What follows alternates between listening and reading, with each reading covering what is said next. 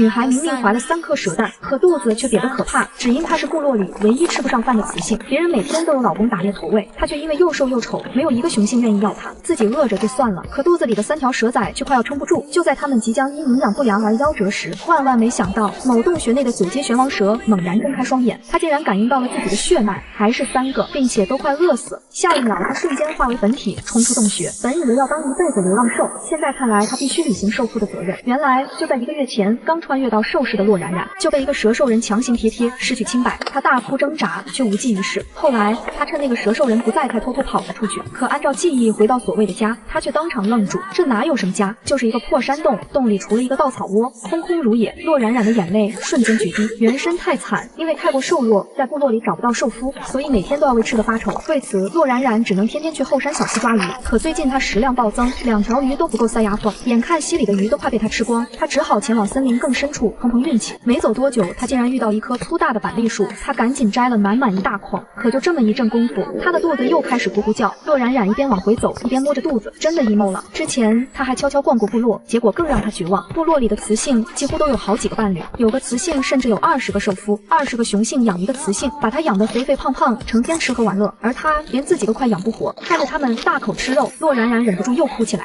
这也太难了。与此同时，另一边蛇兽人玄尘照常打猎，吃饱后回到山洞，他刚闭眼打算入睡，可下一秒却震惊地睁开双眸，他竟然感受到一股血脉之力，是他的血脉。突然他想到1个月前那场荒唐的交配，万万没想到就那一次，他竟怀上了他的血脉。玄尘闭上眼睛开始细细感受，结果这一下又给他带来巨大的震惊，他感受到的竟然是3个血脉之力，那个瘦弱的雌性居然一次就怀了他3个蛇蛋，这简直是奇迹。他连忙化为本体冲出山洞，他要去打一头肉，最嫩的野兽，他怕他的崽子会胎死腹中。要知道玄王蛇一族力量强大，怀孕的母体需要海量的营养，如果能量不足，它们就会连同母体一起夭折。玄尘一想到他那极其瘦弱的身板，心情就沉重起来。今天是怀崽的第30天，他到底吃饱没有？想着想着，玄尘决定再多打2头野兽。而另一边，洛冉冉拿起藤篓，打算去有水的地方看看有没有虾。结果他越往前走，越能听见部落的欢呼声和尖叫声。走到前面一看，只见部落空地上站满兽人，雄性们一脸激动，雌性们则是一脸爱慕。洛冉冉顺着他们崇拜的眼神看去，空地中央站着一个身高1米9、8块腹肌的金发帅哥。洛冉冉拍了拍旁边看着最面善的一个雌性，你好，这是在干啥呀？那个叫珊瑚的雌性被吓一跳，转头看到洛冉冉又被吓一跳。部落里怎么还有如此瘦弱的雌性，简直像一具骨架包了层皮。他心疼地看着洛冉冉，低声解释，部落里刚诞生了一位7阶勇士，所以酋长号令大家庆祝。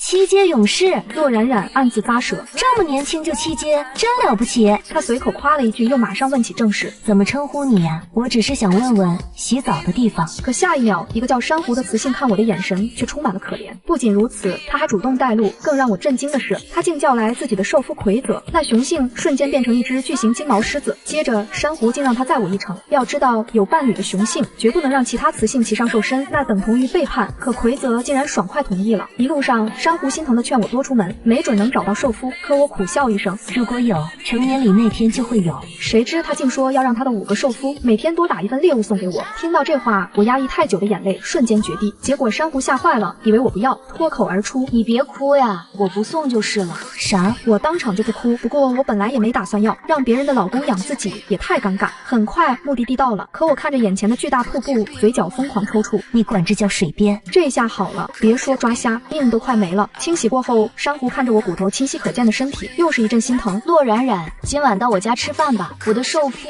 猎到一头大牛兽。我立马两眼放光，今晚不用饿肚子了。我笑着道谢，还承诺改天拿好东西给他吃。没想到我这句话竟让珊瑚瞬间破防，他猛地转身，身子微微颤抖，眼泪狂飙，自己都瘦成这样，居然还说要给他拿好东西。他觉得我善良爆了。可就在我们回去的路上，意外发生，一个黑皮雌性满脸嫌弃地拦住我们，他指着我破口大骂，珊瑚，你什么情况？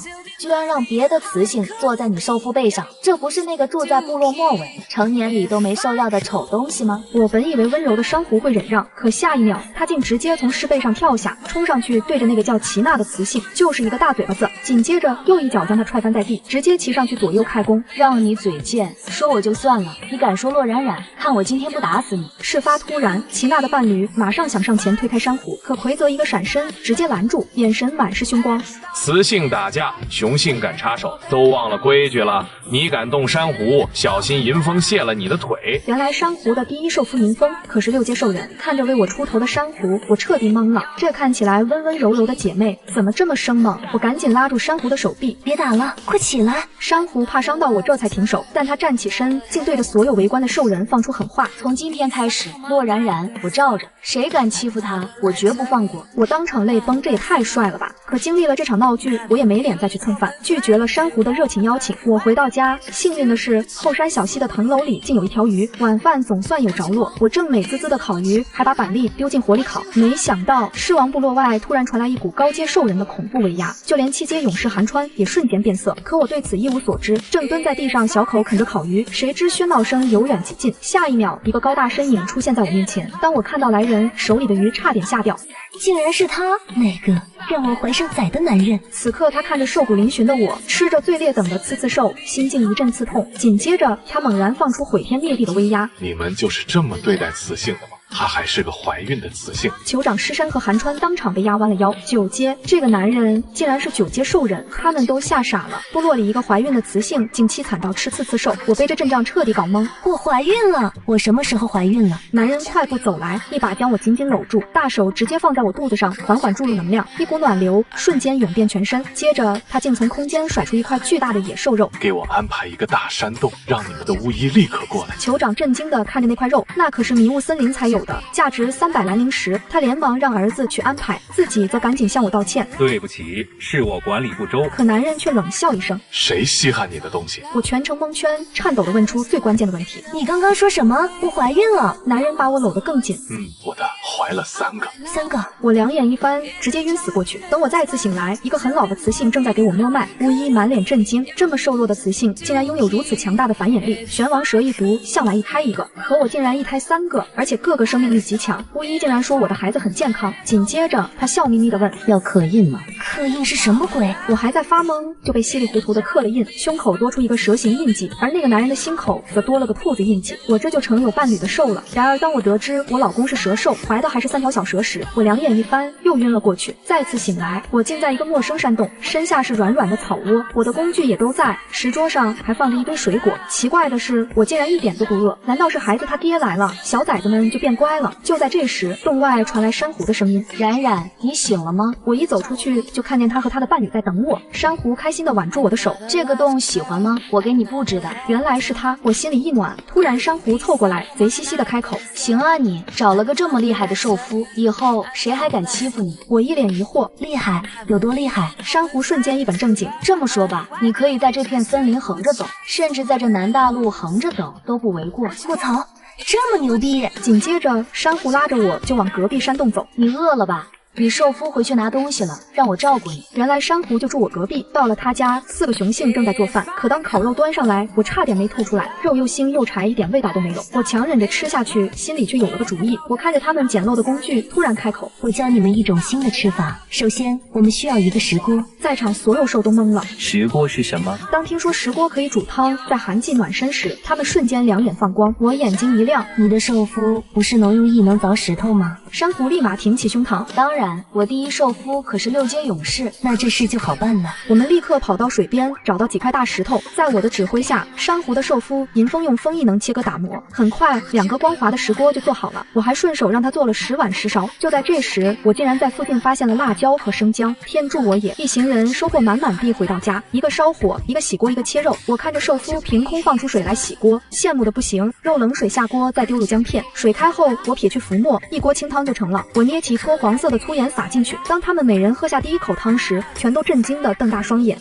这肉竟然一点腥味都没有，还很鲜。但我还没完，我接着用最肥的兽肉炼出兽油，那股油香让所有兽都馋疯了。最后我用兽油煎了一块嫩肉，撒上盐和辣椒，一群兽吃的那叫一个心满意足。珊瑚摸着溜圆的肚子，满眼崇拜。冉冉，你太厉害了，我从没吃过这么好吃的东西。我笑着看向他的几个兽夫，珊瑚喜欢吃，你们可得好好学啊。几个雄性连连点头，而我累得沾床就睡。可半夜我迷迷糊糊感觉有人将我搂进怀中，一只手还轻抚着我的肚子，但我实在太困，瞬间又睡死过去。第二天醒来，我猛地伸个懒腰，却发现身上的兽皮竟然换了，变成一种像纱一样的材质，比兽皮舒服还凉快。我瞬间一顿，这不会是他给我换的吧？不过转念一想，他是我老公，正常的。我自我安慰着起了床。可我一走出门，就看见我的新老公，他竟然在和银风学做饭。直到这一刻，我才发现他真特么的帅啊！这建模一般的脸，这漫画一般的身材。我的目光不由自主的就看向了某处，如果我没感受错，那里竟然是2个。我的脸瞬间爆红，可下一秒，一股热流猛地从我鼻子涌出，我刚要伸手就被男人一把抱进怀里，只是一眨眼的功夫，我就出现在了巫医面前。我这才看清手上全是血，完蛋，看的帅哥竟然流鼻血了。玄尘抱着我，又急又慌的看向巫医，你快给他看看，怎么突然流血了？我羞得想找个地洞钻进去，只能扯着他的手臂，小声说：“我没事，就是有点激动。”玄尘一脸疑惑：“激动？瘦肉这么好吃吗？”我瞬间满头黑线，只好红着脸示意他低下头，在他耳边道：“我就是看你太好看了，一时间激动的。”玄尘听完真是哭笑不得，嘴角却忍不住疯狂上扬。巫医慈爱一笑：“来都来了，就再看看吧。”玄尘抱着我半跪下，让我更舒服些。可巫医诊脉后，脸色却凝重起来。他身子亏损严重，吃的营养全被崽崽吸收了。我大惊：“你的意思是我还不够吃？”巫医点头：“你的受夫是玄王蛇一族，天赋极强，他们的崽崽需要极多能量，若是不够，就会开始吸收母体能量。”此话一出，玄尘抱我的手猛然收紧，我感受到他的紧张，还以为他担心我讨厌崽崽，我立刻把手放在他的手上：“你不用担心，我不会讨厌崽崽的，他们是我的崽，我爱他们都来不及。”听到这话，玄尘瞬间红了眼眶。回去的路上，他一直紧紧抱着我，可我总觉得好像漏了什么。猛然间，我才想明白，我竟然连自己老公叫什么都不知道。我开始耍小脾气：“你都没告诉我你叫什么，莫名其妙怀了崽，我连崽崽父亲名字都不知道，这合理吗？”玄尘听完，嘴角勾起笑，随即又变得无比正式：“我的错，我叫玄尘，9阶兽人，兽形是蛇。”啊！这该死的树音真特么好听。可下一秒，玄尘的语气却充满愧疚：“对不起，强迫了你交配。当初我是在森林捡到你，你只剩一口气。和你交配那天，我捕猎时闻到一种叫幽情花的花香，它的花香有催情作用，我当时闻了太多。”玄尘越说越小声，最后竟哽咽起来：“所以对不起，洛冉冉，别讨厌崽崽好吗？我实力很强，足够养活你和崽崽。”他高大的身躯微微颤抖，头埋进我的肩上，我感受到肩上的湿意，伸手摸了摸他的脑袋。我知道了，或许我还要谢谢你呢，毕竟你救了我一命。我不会讨厌崽崽的，他们可是我的孩子，哪有母亲会讨厌自己的孩子？再说我们的相遇，或许就是兽神庇佑。我快饿死了，你遇到我，给了我一口吃的，然后我就怀了你的崽，这就是缘分。听到这话，玄尘猛地抬起头，他眼睛通红，里面全是说不清的情绪。此时此刻，他心里暗暗发誓，这辈子都要好好照顾他，爱护他，绝不让他受半点委屈。就这样，我们一路走回去，却收获了一路的注目礼。部落里的兽都在议论，在一声声议论中，我们回到山洞口，却发现珊瑚的洞口竟然站满了兽。我正疑惑，珊瑚的声音就传了出来：“这个叫石锅，这个是石碗，用来装食物的。”原来我走之后，围观的兽越来越多，竟都是闻着香味找来的。有兽看见我，赶忙高喊一句：“珊瑚，洛冉冉回来了！”瞬间，所有兽都给我让出一条路。珊瑚立马跑出来，激动地牵着我：“洛冉冉，你快来！他们都是来学习的，他们也想要石锅和碗。”我看着站满山洞的人，有些惊讶：“你们都想要石锅？”一众雌性纷纷点头：“我们还想学怎么煮食物。”珊瑚更是激动的不行：“洛冉冉，他们都是闻着你教的肉香味来的。”我这才想起这里的兽人根本不会用厨具，于是我当即拍板：“等下你们叫上兽夫去水边，我吃饱了就过去。”众人立刻欢呼着回家喊人。珊瑚留了下来，用崇拜的眼神看着我：“我脸上有花吗？”他却兴奋地说：“你知道吗？他们想用猎物跟我换制作方法。我说这都是你做的，他们都惊呆了。一想到他们当时的脸色，我就很爽，太爽了。之前他们都瞧不起我。如今我不仅有超级兽夫，还有强大繁衍力，就连他们想要的石锅都是我想出来的。这脸打得真响！”我正吃着洞口，又传来动静：“快，这头猎物给洛冉冉，还有这个兽皮。”洞口瞬间堆满了一堆东西，猎物、兽皮、水果，甚至还有几颗蓝宝石一样的东西，全是他们送来的谢礼。我整个人都惊呆了，这么多东西怎么放啊？我看着满地物资陷入惆怅。可就在这时，一直站在我身后的玄尘突然笑了，他一手揽住我的腰，另一只手就这么轻轻一挥，原本满地的物资瞬间消失不见。我惊讶地瞪大了双眼，这不就是小说里写的空间吗？我两眼放光地看着他，这是空间异能吗？玄尘看着我，像发现新奇玩具的幼崽，宠溺一笑：“我有3个异能：冰、火和空间。话音刚落，一旁的银风当场瞳孔地震。3个异能，还是2个自然元素和1个空间异能，我此刻兴奋到不行，这也太厉害了！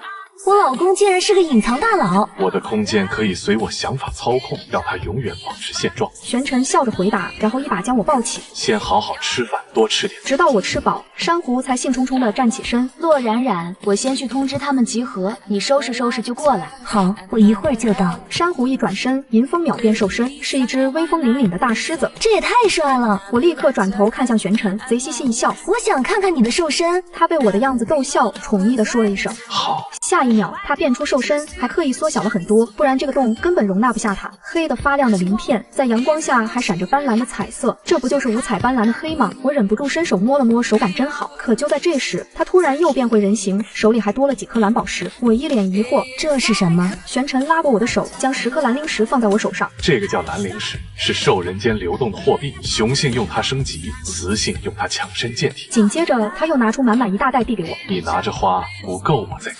我空间里还有许多，紫晶石也有。紫晶石，完了，我又懵了。看我一脸迷茫，玄尘心疼坏了。他心念一动，一颗紫灵石出现在他手里。他细细给我讲解，原来蓝灵石是最低品质的，网上还有紫灵石、红灵石和黑灵石。黑灵石价值不可估量，相当于兽人12阶。可玄尘却说，在这片大陆9阶的兽人一共就2个，而他就是其中一个。他看着我一字一句，所以在这片大陆你可以横着走，因为我无敌。谁懂啊？这句话真的太让兽心动了。我脑子一热，直接开口，你低个头。玄尘听话的低下头，下一秒一个温热的唇就贴了上去，他舌头猛地收紧，一把将我抱起，加深了这个吻，直到珊瑚快等不及，我们才赶到水边。我看着乌泱泱的一群兽，惊呆了，怎么这么多兽？珊瑚笑眯眯，1传10，10传100，全来了。我立刻开始指导大家做石锅，可一番努力后，我却发现10碗还是有点重。于是我把目光投向了水边的大树，一个新想法冒了出来。老公，把那棵树从这个位置砍过去。玄尘虽然疑惑老公是什么，却微微抬手，一个超薄冰刃飞过巨树，轰然倒地。我又指挥他切块，教大家做更轻便的木碗。没想到一众兽都看呆了。可还没完，我又盯上了一棵更粗大的树。这次我要教大家制作储水的大木桶，还有一个盖子，一个木瓢。看着大家热火朝天的样子，我才感觉肚子饿了。其实早就饿了，但现在真的有点等不住。我刚看一眼身旁的男人，他就立刻搂上我的腰，轻声询问：是不是累了？还是饿？我在他怀里猛点头，我饿了，我想吃煎肉。玄尘一听，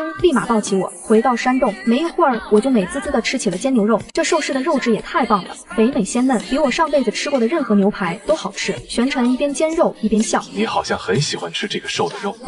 这个肉好好吃啊。那我多抓点，你吃个够。看着他帅气的脸，听着他含蓄的情话，我忽然觉得有老公真好，顿顿都能吃饱饭。可我还在吃着，洞外就陆陆续续来了许多兽，珊瑚更是在洞口大喊：洛冉冉，你吃饱了吗？大家都在外面等着了。5分钟后，我的洞里就站满了兽。我像幼儿园老师一样开始教学，先教炼油，再教煎肉煮食，还有各种调料的用法。玄尘就在一旁给我打下手。一众兽个个脸上都是崇拜。可我教完已经困得不行，刚说要去休息，下一秒玄尘一把抱起我，小心翼翼地放在草窝上。好好睡，有事再叫我。我本来还想说什么，结果瞬间秒睡。玄尘看着我熟睡的样子，又往我腹中输送了些能量。等他回到外面，大家已经帮忙收拾好一切，各自回家了。这一觉我直接睡到了第2天早上。玄尘连忙抱起我去洗漱。经过这几天的同居，他已经摸清了我的生活习惯。今天还是吃煎肉吗？我点点头，却突然发现不对劲。你有没有发现我睡觉时间越来越长，饭量也大了很多？玄尘却解释道：你怀着崽崽，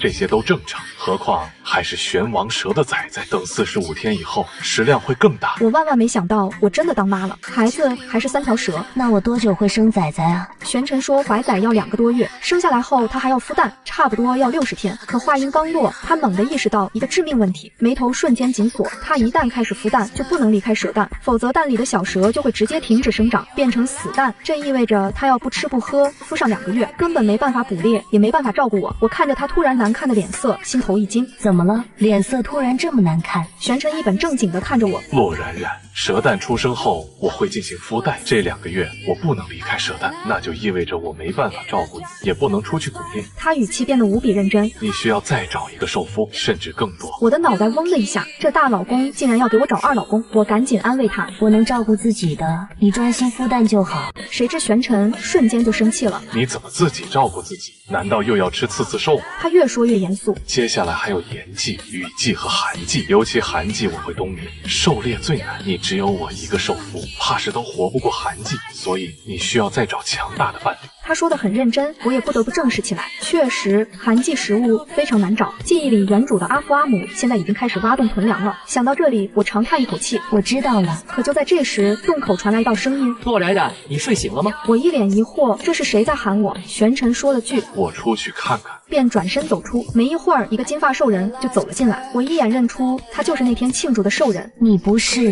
那个？见我结结巴巴，寒川直接尬住。我叫寒川，酋长石山是我的阿父。哦，寒川，你找我有什么事吗？此时，一旁的玄尘正细细打量着寒川，七阶兽人酋长之子，长得也还行。寒川却微笑着看着我。我来是想了解一些事情，能坐下说吗？你坐，你坐。谁知他刚坐下，就问了一个要命的问题：以前部落给你送肉，你拿到了多少？我瞬间警惕，这是什么意思？想把肉要回去。一旁的玄尘更是双眼微眯，空气都变得危险。只要这小子敢要回肉，他就会被直接扔出去。我冷冷开口：这是看到我有兽夫了，想把肉要回去。寒川却连忙摆手：不是，我阿父每次给你的肉都足够吃，你怎么会沦落到吃刺刺兽填肚子？这话一出，我直接沉默。记忆里刚开始肉确实很多，可后来肉越来越少，成年礼后送来的肉只够我吃一顿。寒川听完脸色瞬间发黑，他接着爆出一个惊天大瓜：我们部落根本没有给雌性送肉的传统，那些肉其实是我阿父从他自己的食物里分出来的。我嘴角猛地一抽，所以那些食物全都被人半路截胡了。就在这时，一只装满肉的碗递到我面前。洛冉冉，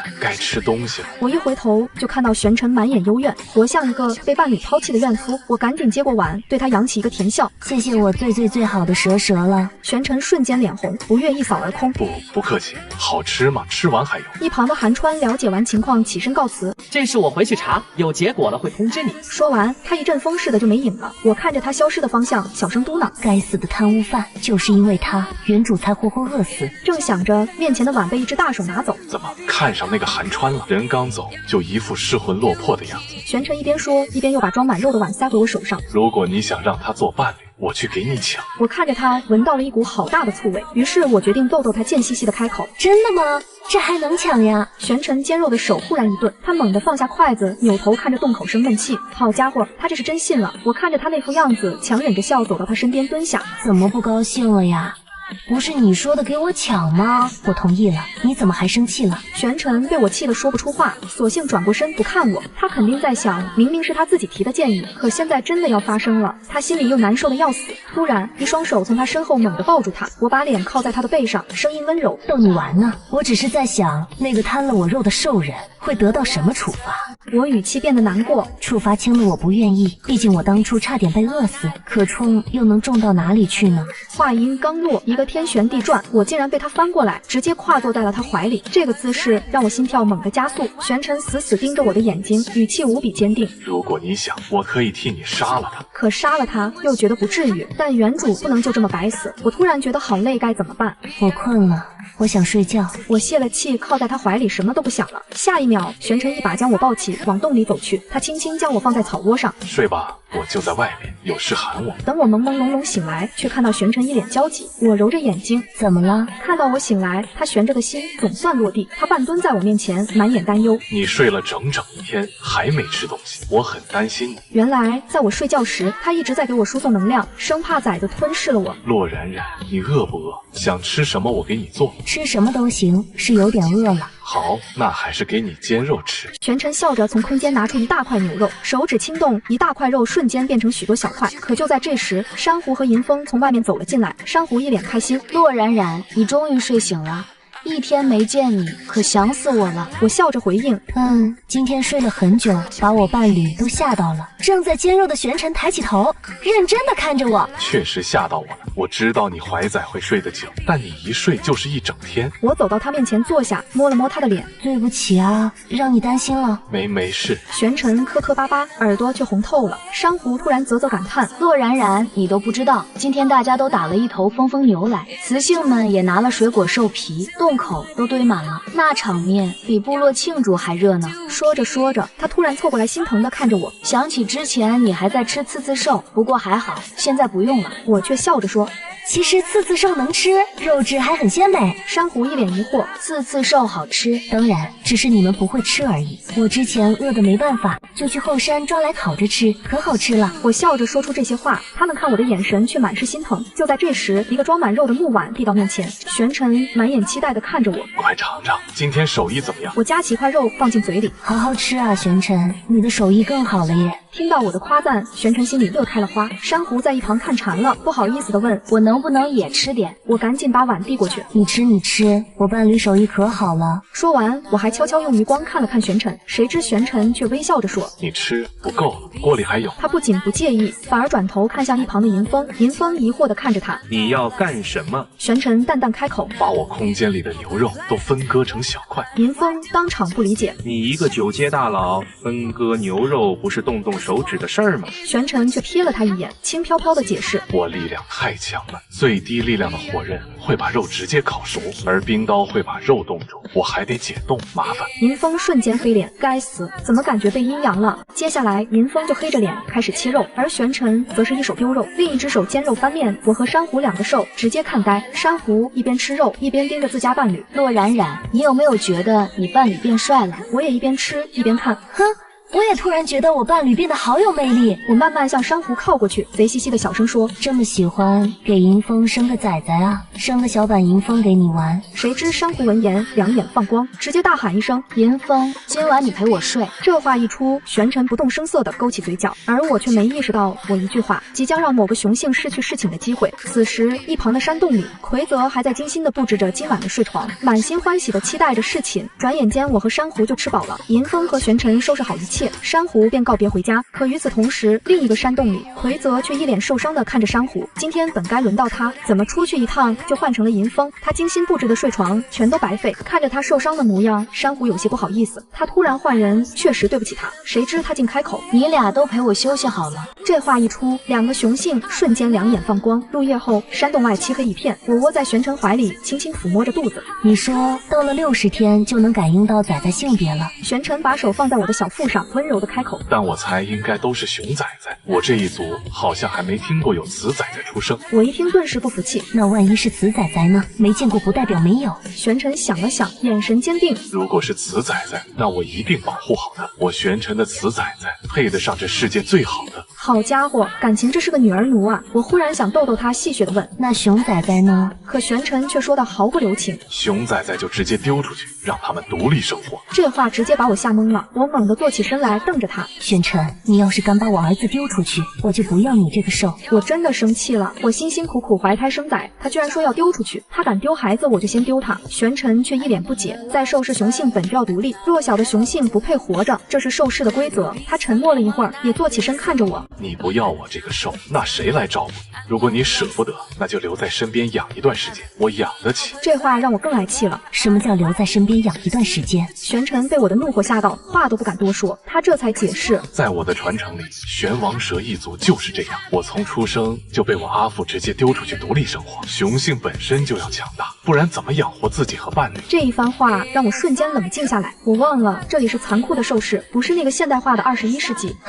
对不起，我是有点情绪过激了。看着我一脸丧气，玄尘满眼心疼。罢了罢了，他突然开口：“洛冉冉，你舍不得崽子就养在身边吧，我实力很强，照顾你们没有问题的，只要你开心就好。”听到这话，我当场怔住，我抬头看着他，一言不发。他竟然为了我可以抛弃整个兽世的规则。下一秒，我什么也没说，只是一把紧紧抱住了他，他也默默地圈住了我。过了许久，我轻声问道：“玄尘，你会完全忠心并爱护于我吗？”他抱得更紧，回答得认真又坚定：“当然，你是我用生命守护的挚爱。”就在这一刻，我做了一个决定，我要告诉他我最大的秘密。我从他怀里退出来，十分认真地看着他：“玄尘，不管我做什么，你是不是都会站在我这边？”他毫不犹豫：“当然，无论你做什么。”我深吸一口气，缓缓开口：“我要跟你说件事，可能有点不可思议，但这就是事实。”玄尘立刻坐得端端正正：“玄尘，其实我不是真正的洛冉冉，我是从另一个世界穿越而来的。”我小心翼翼地看着他，他却一脸茫然。于是我接着解释：“在你捡到我之前，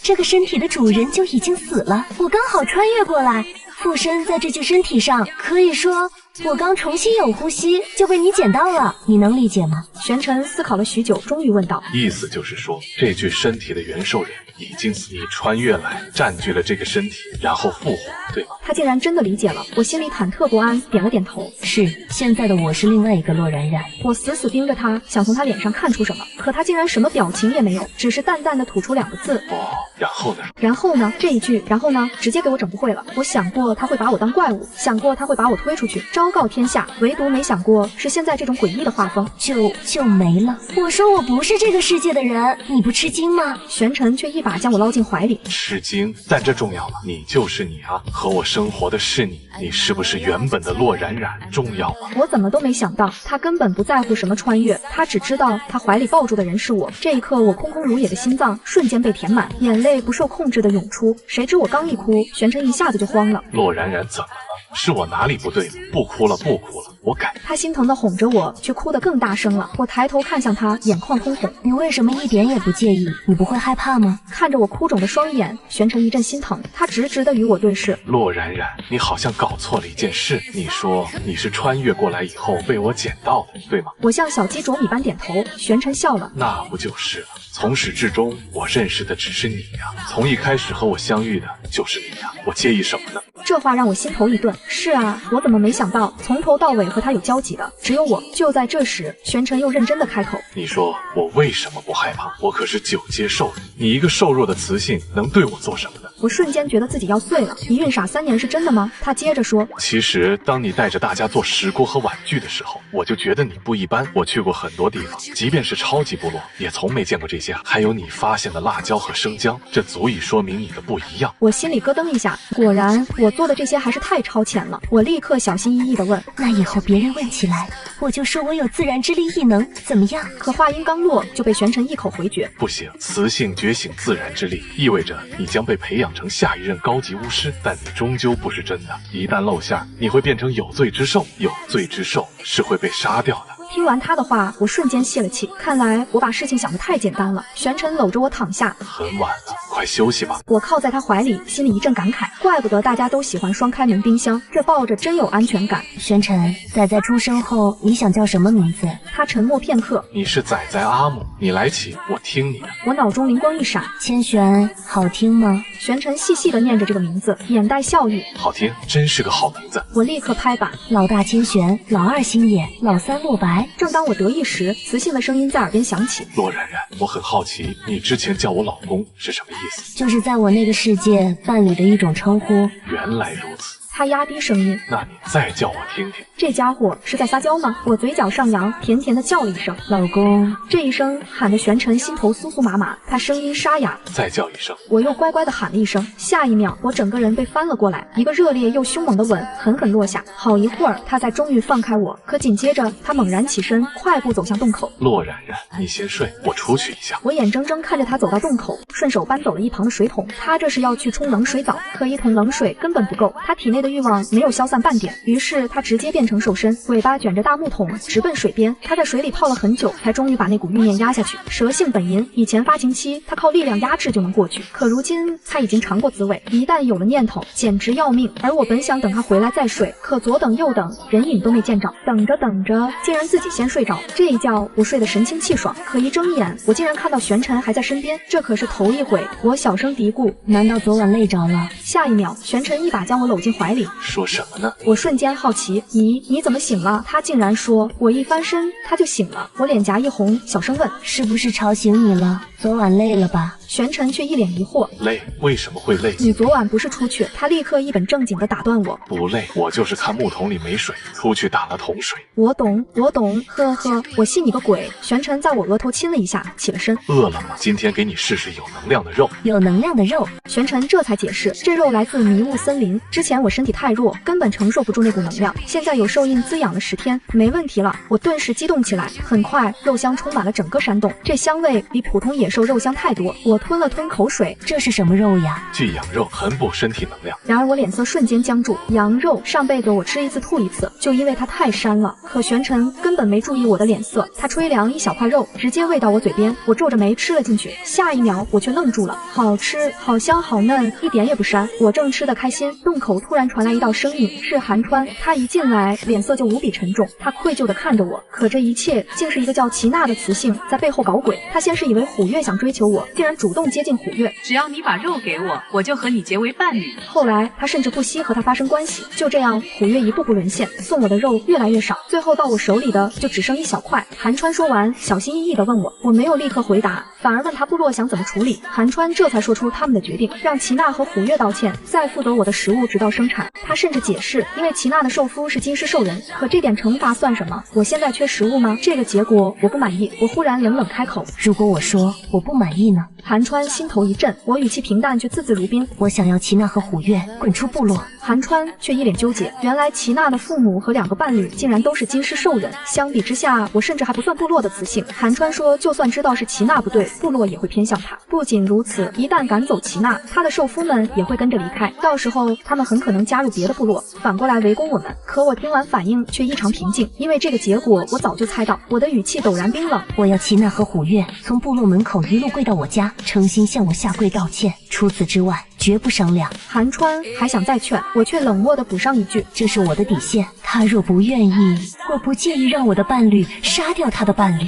话音刚落，一旁的玄尘手心扬起幽蓝冰焰，洞内温度瞬间骤降，这是警告。韩川秒懂，脸色煞白。说完，他起身快步离开。可他走后，我连吃饭的心情都没了。我实在想不通，齐娜有那么多受夫，为什么还要抢我的肉？他明明知道原主吃不上饭，明明知道没人照顾他，却还是抢走他活命的食物，简直是天生的坏种。我越想越气，恨不得现在就去打齐娜一顿。想着想着，眼泪瞬间决堤。玄尘见状，赶忙将我紧紧抱在怀里。怎么了？怎么还哭了？你若不满意，我去把他们杀了。我就是不满意，怎么能有兽这么坏？原主拖着皮包骨的身躯，独自采摘野果的画面，在我脑中挥之不去。玄尘心疼的要死，他从没见我哭得如此撕心裂肺。我哭得上气不接下气，为死去的那个我感到悲哀。玄尘没办法，只好拿仔仔说事。听话，不哭了，哭多了对仔仔不好。果然，一听到对仔仔不好，我立刻止住痛哭，可整个人还是一抽一抽的。玄尘轻拍我的后背，给我顺气。然而就在这时，意外发生了。